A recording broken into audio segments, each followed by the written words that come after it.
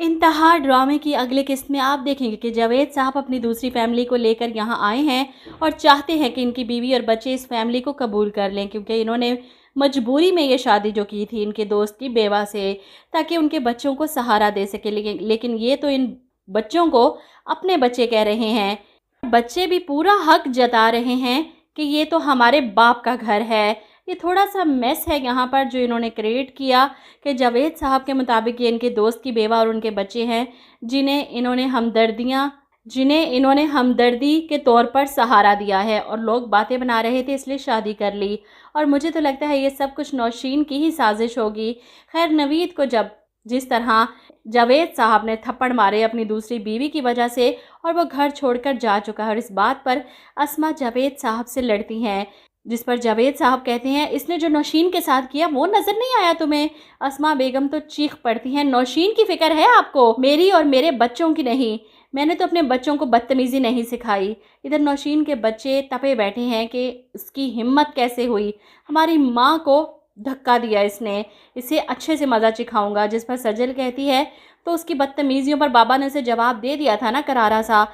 नौशीन अहमद पर गुस्सा करती हैं, कोई ज़रूरत नहीं उन लोगों के मुंह लगने की या इन्हें कुछ कहने की। मैं नहीं चाहती कि जावेद साहब को ये महसूस हो कि तू कितना लालची है।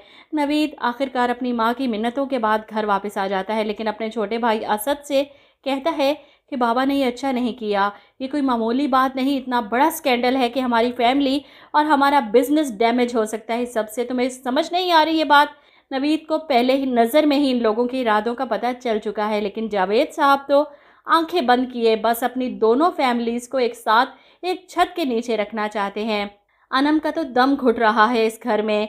ऐसे में इसकी टक्कर हो जाती है जावेद साहब के बेटे अहमद से। इस पर वो चिल्लाती है, अंधे हो गवार कहीं के बदतमीज़ जाहिल। अनम की बातें सुनकर अहमद भी चुप नहीं रहता। इस तरह तो मैं भी आपसे कह सकता हूँ, क्या आप देख के नहीं चल सकती? अंधी हैं आप। इसकी बदतमीज़ी पर अनम को गुस्सा आ जाता है, तुम्हारी इतनी जुर्रत।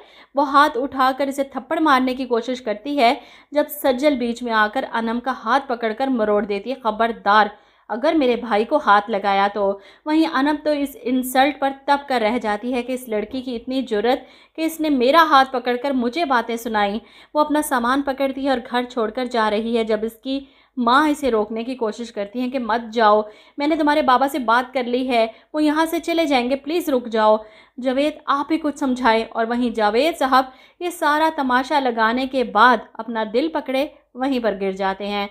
तो इनका किस्सा तो यहीं पर तमाम होगा, और ये जो सारा मैस इन्होंने इनके सरों पर लाकर फेंका है, अपनी दूसरी फैमिली को इनके सरों पर लाकर बिठाया है, और फिर इनकी वसीयत भी पड़ी जाएगी वकील की तरफ से कि इनके मरने के बाद नौशीन और इनके दोनों बच्चे इस घर से कहीं नहीं जाएंगे। इन लोगों का इस घर में और बिज़नेस पर पूरा हिस्सा जितना बाकी बच्चों का है। और ये सब देखने के बाद अपने शोहर की आखिरी ख्वाहिश पूरी करने के लिए अस्मा इन लोगों को यहाँ रखने के लिए मजबूर हो जाएंगी, और फिर जावेद साहब के बाद ये लालची फैमिली अपना असल रंग दिखाएगी।